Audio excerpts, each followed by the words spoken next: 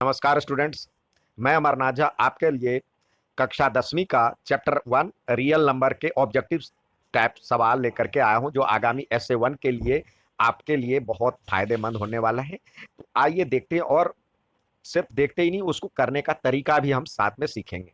आइए सवाल की तरफ चले। यहाँ पहला है, जो निम्नलिखित में से किसका दशमलव प्रसार शांत होगा? Which of the following decimal expression is terminating? अब टर्मिनेटिंग के लिए चाहिए जो नीचे डिनोमिनेटर जिसको कहते हैं, नीचे डिनोमिनेटर है वो यानी हर, या डिनोमिनेटर जिसको कहते हैं हम, ये ये आई ये या तो 2 का पावर m हो, या 2 का 5 का पावर n हो, या दोनों का पावर, सिर्फ दो के पदों में उसका जो प्राइम फैक्टराइजेशन हो, सिर्फ 2 का पावर m के रूप में हो, या 5 का पावर n के रूप में हो, या दोनों हो, या 2 का पावर m या 5 का पावर n के रूप में हो, तो टर्मिनेटिंग होगा, नहीं तो नॉन टर्मिनेटिंग होगा। टर्मिनेटिंग के लिए ये भी चाहिए, यदि यहाँ पे इसके अलावा भी कोई और भी संख्या है, 3 है, तो यदि ऊपर में यदि 3 से डिविजिबल हो जाता है तो ये हट जाएगा। स्मॉलेस्ट फॉर्म करने के बाद सिर्फ ये बचे नीचे में, या तो ये या ये या ये दोनों, इसमें से कोई भी रहे, यानी नीचे जो है डिनोमिनेटर सिर्फ और सिर्फ 2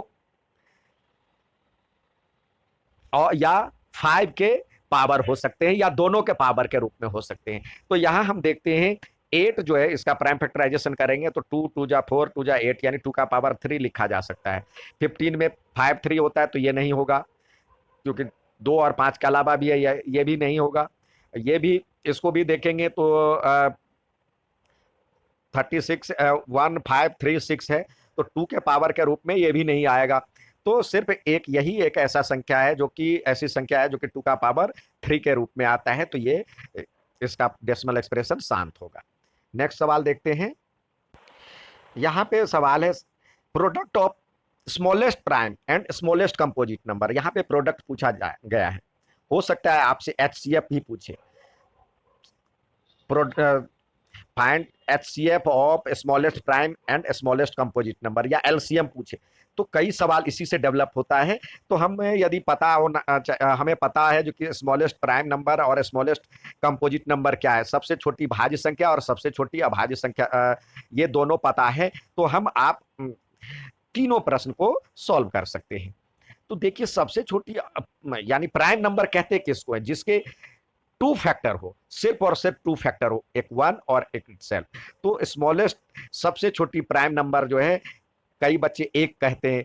1 इसलिए नहीं है क्योंकि 1 के सिर्फ और सिर्फ एक ही फैक्टर है, इटसेल्फ भी वही है और 1 भी यही है, तो इसलिए 1 ना तो प्राइम है ना ही कंपोजिट। स्मॉलेस्ट प्राइम नंबर 2 है, और सिर्फ 2 ही एक ऐसा नंबर है जो इवन भी है और प्राइम भी है। तो स्मॉलेस्ट प्राइम नंबर हो गया आपका 2, और स्मॉलेस्ट कंपोजिट हो गया आपका 4। बीच के पहाड़े से आ जाए, यानी मोर देन 2 फैक्टर हो, क्योंकि 2 के बाद 3 आता है, 3 भी किसी से बीच के पहाड़े से नहीं जा रहा है। अब 4 आता है, 2 2 जा 4 हो रहा है, तो 1 और 4 के अलावा 2 भी है, तो इस दोनों का प्रोडक्ट यहाँ पे पूछ रहा है, गुणनफल पूछ रहा है, तो इसका आंसर 8 है। नेक्स्ट सवाल देखते हैं। नेक्स्ट सवाल है, if m be an integers then every even integers can be written in the form of, किसी पूर्णांक m के लिए सभी m सम संख्याओं का रूप है। यदि m एक संख्या है, एक नंबर है, तो सभी जो इवन इंटीजर्स होगा उसके लिए, इवन इंटीजर्स किससे डिविजिबल होता है? 2 से डिविजिबल होता है, तो 2m के रूप में हम लिख सकते हैं, तो इसलिए इसका सही आंसर है C। इसी प्रकार इसी में पूछा जा सकता है, इवन के बदले यहाँ पे दे दिया जाए ऑड नंबर, यानी विषम संख्या के लिए दे दिया जाए, यानी ऑड नंबर के लिए दे दिया जाए, तो क्या होगा, 2m में +1 कर देंगे, तो उसके लिए 2m + 1 हो जाएगा विषम के लिए, और सम के लिए हो जाएगा 2m। ठीक है, नेक्स्ट देखते हैं। HCF of 2 consecutive even number. Consecutive किसको कहते हैं? लगातार, यानी क्रमागत संख्या, क्रम में आने वाले संख्या, जैसे 2 के बाद 3 आता है, लेकिन यहाँ पे हमें कहा जा रहा है इवन नंबर यानी सम, तो 2 के डिफरेंस में होना चाहिए। जैसे 2 है तो 2 के बाद 3 तो कंपोज ऑड हो गया, 3 के बाद 4 होगा, यानी 2 और 4। तो इसका एचसीएफ क्या होगा, यानी इवन नंबर है तो इवन नंबर 2 से डिविजिबल होता है, तो इसलिए एचसीएफ इसका हमेशा 2 रहेगा। नेक्स्ट सवाल देखते हैं। इसमें सवाल है एचसीएफ ऑफ 2 और मोर देन 2 प्राइम नंबर, 2 या 2 से अधिक अभाज्य संख्याओं का मौसा एचसीएफ क्या होता है। अभी 2 या 2 से अधिक अभाज्य संख्या अभी आपको बताया, जो कि अभाज्य संख्या किसको कहते हैं, जिसके सिर्फ 2 फैक्टर हो, एक 1 और एक इटसेल्फ, तो इसके एचसीएफ क्या होंगे, ऑब्वियसली 1 होंगे, एक सब में होता है तो ये 1 होगा। नेक्स्ट सवाल देखते हैं।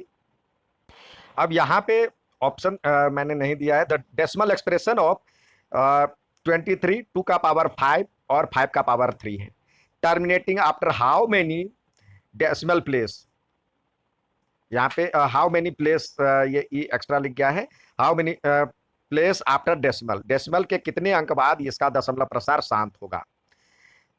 तो देखिए 2 का पावर 5 है और 5 का पावर 3 है, तो हम देखेंगे पहले 2 और 5 के ही रूप में है, तो एक तो शांत तो है ही, पहले ही शांत है, क्योंकि 2 का पावर 5 और 5 का पावर 3 है, 2 और 5 के ही रूप में है, तो ये हमें पता है, ये दिया ही है, शांत है।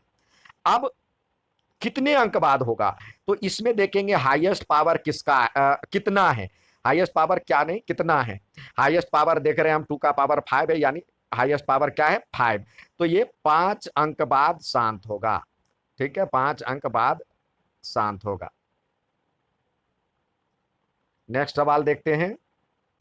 अब इसका कह रहा है दशमलव प्रसार कैसा होगा, तो 98715105000, तो देखिए अब यहाँ पे 00 है, तो 00 क्या होगा, 2 5 जा 10, 2 इंटू 5 से ही तो 0 बनता है, तो अब 105 का, यानी इसको लिख सकते हैं 987 अपॉन में 105 इंटू 100 लिखा जा सकता है। 100 तो 2 और 5 के रूप में है, तो ये तो डेसिमल एक्सप्रेशन शांत ही होगा। अब 105 की तरफ एक बार नजर दोहराएं, तो 105 को यदि हम लिखते हैं तो क्या देखते हैं, 5 से तो जा रहा है, और यहाँ पे 21 यानी 7 और 3 भी है यहाँ पे, तो यानी अब 21 से यदि ये जा रहा है, यानी इसको लिख सकते 987 अपॉन में 2 या 7 इंटू 3 इंटू ये 5 है, और इधर 5 2 जा 10 यानी 100 ही, अभी समझिए। अब ये यदि इससे डिविजिबल हो रहा है तो यानी ये शांत हो जाएगा। अब देखते हैं 3 से, हमें आप पता है जो कि 3 का डिविजिबिलिटी नियम है, जो कि sum of all number will be divisible by 3, तो हम देखते हैं 9 8 17 17 7 24 3 से डिवाइड हो रहा है, तो हम इसको देखते हैं, तो 3 3 जा 9 और 3 2 जा 6, 2 पर 7 3 9 3 9 जा 27। अब 7 से देखते हैं, तो 7 7 जा 7 से देखते हैं हम इसको डिवाइड करके, तो 7 4 जा 28 होता है।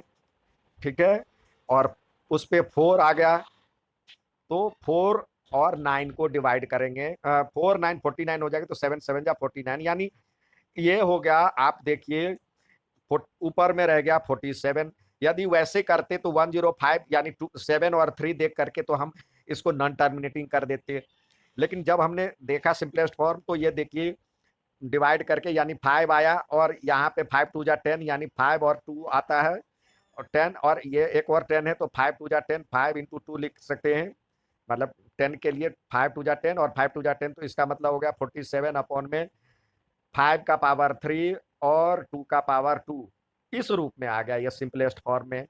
अब नीचे देख रहे हैं 5 और 2 के ही रूप में है, तो ये क्या है, ये शांत होगा, टर्मिनेटिंग होगा। यदि आपसे पूछा जाता कितने अंक बाद शांत होगा, तो यहाँ पे तो वैसे पूछ नहीं रहा है, लेकिन 3 अंक बाद शांत होगा, तो इसका आंसर वैसे टर्मिनेटिंग है, शांत है। ठीक है, नेक्स्ट सवाल देखते हैं हम। यहाँ पे सवाल है, if two positive integer p and q can be expressed p is equal to देखिए दिया हुआ है ए बी स्क्वायर, और q इजकल टू दिया हुआ है ए क्यू बी। तो हमें इसका HCF कहता निकालने के लिए, और अभी LCM पूछ रहा है। तो एलसीएम में होता है, देखिए एलसीएम में होता है इस सब का हाईएस्ट पावर। हाईएस्ट पावर देखेंगे तो हाईएस्ट पावर क्या है, ए का पावर 3 और बी में बी का पावर 2, ये इसका हाईएस्ट पावर है। तो यानी ये इसका आंसर हो गया। यदि इसका एचसीएफ पूछता तो स्मॉलेस्ट पावर लेते, यानी स्मॉलेस्ट पावर क्या है इसका, स्मॉलेस्ट पावर देखिए स्मॉलेस्ट पावर इसमें ए और ए थ्री में ए का क्यू में ए है, और बी क्यू में ए है। तो एचसीएफ पूछता तो ये, एलसीएम पूछता तो ये। ठीक है, नेक्स्ट सवाल के भी सवाल आते हैं, जैसे यहाँ पे दिया हुआ है, ये आप लोग सॉल्व किए होंगे 15। अब देखिए यहाँ पे नीचे से जो भी दिया हुआ है, देखिए ये और ये एक्स और वाई की वैल्यू, तो इस दोनों को मल्टीप्लाई करने पे ये प्राप्त होगा। तो किसको 3 से मल्टीप्लाई करेंगे तो 45 आएगा। तो आप जानते हैं 15 3 जा होता है 45, तो यहाँ पे 15 आ गया। अब एक्स के बदले क्या आ गया, 15 आ गया। और अब y के लिए निकालना है तो 15 को 5 से डिवाइड कीजिए, या यहाँ 45 को 3 से डिवाइड करेंगे तो 15 आएगा। 15 को 5 से डिवाइड कीजिए तो 15 को 5 से करते तो यहाँ पे 3 आएगा, तो y बराबर में 3 आएगा। इस तरह सवाल आते हैं। नेक्स्ट सवाल देखते हैं। देखिए यहाँ पे दिया हुआ है, if if n is a rational number then 5 का पावर 2n माइनस 2 का पावर 2n डिविजिबल बाय, यदि n परिमेय संख्या है तो 5 का पावर 2n और 2 का पावर 2n विभाजित होगा। तो देखिए यहाँ पे 5 का पावर 2n है और माइनस 2 का पावर 2n है, यानी 5 का पावर 2 और 2 का पावर n, यहाँ पे इसका मतलब हो गया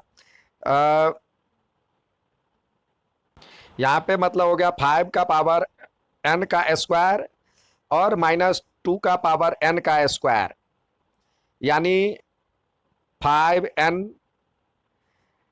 प्लस 2 का पावर n और 5n माइनस 2 का पावर n, ये एक होगा।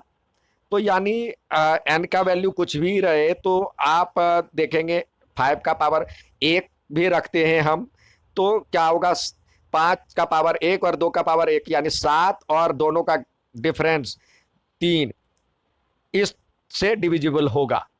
ठीक है, इस तरह के भी संख्याएं मतलब सवाल आता है, तो थोड़ा सा आप पहले से तैयार रहें। यदि किसी धनात्मक पूर्णांक को a को 3 से विभाजित करने पर शेषफल r का मान होगा, यानी the value of remainder r when a positive integer a is divided by 3, 3 से यदि हम डिवाइड करते हैं तो वो जो डिवाइड होता है या तो पूरी तरह से कट जाएगा, तो यानी शेषफल 0 होगा, या उससे अगला होगा 1 शेषफल बचेगा, या 2 शेषफल बचेगा, या 3 बचेगा, तो फिर 3 से तो डिवाइड हो ही जाएगा, तो यानी ज्यादा से ज्यादा 3, यानी उस संख्या से 0 से लेके उस संख्या से छोटी बचता है, यानी 0 से बड़ी या बराबर और उस संख्या से छोटी बचता है। 5 से डिवाइड करेंगे तो 0 1 2 3 4 होगा, तो इसलिए इसका आंसर है 0 1 2, यानी ट्रू आंसर है। नेक्स्ट सवाल देखते हैं। If the HCF of 65 and 117 is expressible in the form of 65m minus 117, then the value of m is, यदि 65 और 117 का HCF को 65m माइनस 117 के रूप में व्यक्त किया जाता है तो m का मान होगा। तो सबसे पहले हम 65 और 117 का HCF निकालें। तो देखिए 65 बराबर हम लिख सकते हैं, यहाँ पे 65 बराबर 13 5 जा होता है, 13 इंटू 5 जा 65, और 117 जो होता है लिख सकते हैं 13 इंटू 13 9 जा होता है, तो लिख सकेंगे 3 इंटू 3। ठीक है, क्योंकि 3 का पावर 2 हो जाएगा, तो HCF क्या होगा? HCF इसको देखने से ही पता चल रहा है, जो HCF दोनों में सिर्फ यही है। ठीक है, तो HCF जो दोनों में कॉमन है, तो यानी 13 आ गया। अब कह रहा है इसको इस रूप में लिखा जाता है 13 को, तो ये भी तो HCF है और ये भी HCF है। तो यहाँ पे लिखें 65m-117 इजकल टू हो गया 13। अब ये इधर माइनस आकर के इधर प्लस हो जाएगा, तो 65m इजकल टू हो जाएगा 13 + 117 यानी 130। तो m का वैल्यू क्या हो जाएगा? m बराबर हो जाएगा 130/65, जिसको 2 से डिवाइड करके प्राप्त किया जा सकता है। तो इसका आंसर आ गया 2। ठीक है, इसी तरह कई तरह से पूछा जा सकता है। तो हम कई बार इसको देख सोचते हैं कि अलग तरह का सवाल है, एलसीएम को भी इस तरह से व्यक्त किया जा सकता है। तो आप उस सब का एचसीएफ या एलसीएम जो भी दिया हुआ है वो निकाल लें, फिर उसको सॉल्व करें। नेक्स्ट देखते हैं। तो देखिए यहाँ पे वह बड़ी से बड़ी संख्या ज्ञात करिए। यहाँ पे लिखा है find the largest number which is divisible by 17 and 125, leaving remainder 5 and 8 respectively. यानी 5 और 8 शेषफल बचता है।